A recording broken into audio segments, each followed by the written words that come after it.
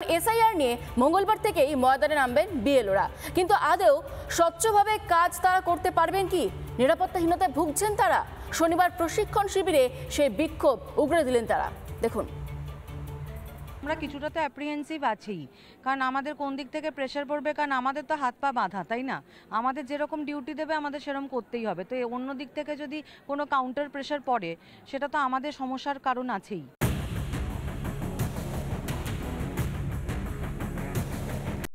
জেলায় জেলায় বিএলওদের প্রশিক্ষণ শিবির, সেখানেই নিরাপত্তার দাবিতে সরব বিএলওরা। চ্যালেঞ্জ তো বটেই, তবে হুমকির মুখোমুখি এখন হয়নি। সম্পূর্ণ ভুল বার্তা তৈরি করছে তারা, একদমই ঠিক করছে না এই কাজটা। ইন ফিউচারে তারা বুঝতে পারবে এটা যদি ঠিক সাকসেসফুল না হতে পারে, তো আগামী দিনে ভারতবর্ষ তথা পশ্চিমবাংলার অবস্থা খুবই খারাপ হবে। এদিকে যে আবহাওয়া, একটা ভয়ের বাতাবরণ তৈরি করে দেওয়া হচ্ছে। তবে এলাকার মানুষ, ভোটার, তারাও আতঙ্কিত।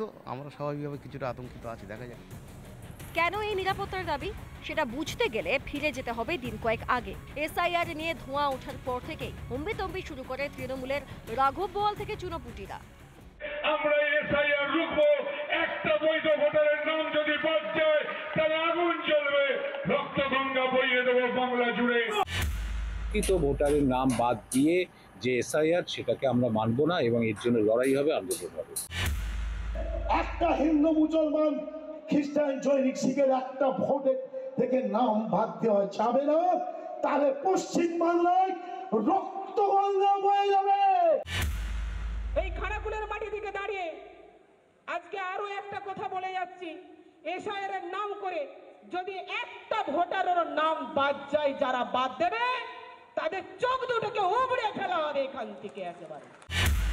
যদি কোনো ভোটার লিস্টের নাম বাদ পড়ে, তাহলে আমরা দিল্লিতে কমিশনারের অফিসে লক্ষ লক্ষ মানুষ গ্রামের থেকে যাব, জোর করে গুন্ডামি করে ভোটার লিস্টের নাম বাদ দেওয়া যাবে না। এই হুমকি সংস্কৃতির প্রবর্তক অবশ্য খোদ মমতা অভিষেক। বিএলওদের কাছে আমার অনুরোধ থাকবে, ভোটার লিস্ট থেকে কারো নাম যেন বাদ না যায় সেটা দেখার। মনে রাখবেন, ইলেকশন কমিশন তার নোটিফিকেশন যখন হবে ডেট অফ ইলেকশন, তখন থেকে এটা ইলেকশন কমিশনের আন্ডারে যায়। তার আগে স্টেট গভর্নমেন্ট, আবার ইলেকশনের পরেও স্টেট গভর্নমেন্ট। সুতরাং এটা মনে রাখবেন, আপনারা চাকরি করেন স্টেট গভর্নমেন্টের। গণেশ কুমারের বাবার নাম আছে ভোটার লিস্টে, ডকুমেন্ট দেখাতে পারবে? অমিত শাহর বাবার জন্মের সার্টিফিকেট দেখাতে পারবে? স্থানীয় যারা বিজেপির নেতারা যদি এখানে ঢোকে, ঘিরে ধরবে, এনে বলবে বাবা ঠাকুরদার সার্টিফিকেট নিয়ে আয়, তারপর প্রচার করতে আসবে। বেঁধে রাখবেন গাছে, পোস্টে বেঁধে রাখবেন, হাত তুলবেন না। ভোটার তালিকা নিবিড় সংশোধন তো করছে নির্বাচন কমিশন, সংবিধান এই ক্ষমতা তাদের দিয়েছে, তারপরেও এত ধমক চমক। কমিশনের দায়িত্ব সুরক্ষা দেওয়া, আর সুরক্ষা না দিতে পারলে, আক্রান্ত হলে বিরোধী দলনেতার সঙ্গে যোগাযোগ করবেন, আমিও যোগাযোগ করে দেবো, পূর্ণ সাহায্য করব, পূর্ণ সাহায্য। এখানে এসআইআর করছে নির্বাচন কমিশন, এটার মধ্যে বিজেপি নেই।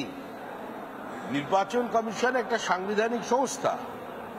এবার সাংবিধানিক সংস্থা যদি আক্রান্ত হয়, তাহলে মনে করতে হবে রাজ্যে সংবিধান এক্সিস্ট করছে না, তখন সংবিধানকে তার পথ খুঁজতে হবে। সংবিধানের নিয়ম মেনে এর আগেও দেশে এসআইআর হয়েছে, বাংলাতেও হয়েছে ভোটার তালিকায় নিবিড় সংশোধন। তখন কিন্তু বিরোধিতা করেনি তৃণমূল কংগ্রেস, বরং 2005 সালে অনুপ্রবেশের বিরুদ্ধে সোচ্চার হয় সংসদে কাগজ ছুঁড়েছিলেন তৎকালীন তৃণমূল সাংসদ মমতা বন্দ্যোপাধ্যায়। কিন্তু বাংলার মসনাদে বসার পরই 180 ডিগ্রি ঘুরে গিয়েছেন মমতা। ভোট ব্যাংক সত্যিই বড় বালাই। রিপাবলিক বাংলা। নানা ধরনের কন্টেন্ট দেখার জন্য লাইক করুন, শেয়ার করুন আমাদের ফেসবুক পেজ, সাবস্ক্রাইব করুন আমাদের ইউটিউব চ্যানেল। পাশাপাশি অন্যান্য ব্রেকিং নিউজের জন্য অবশ্যই চোখ রাখুন রিপাবলিক বাংলায়।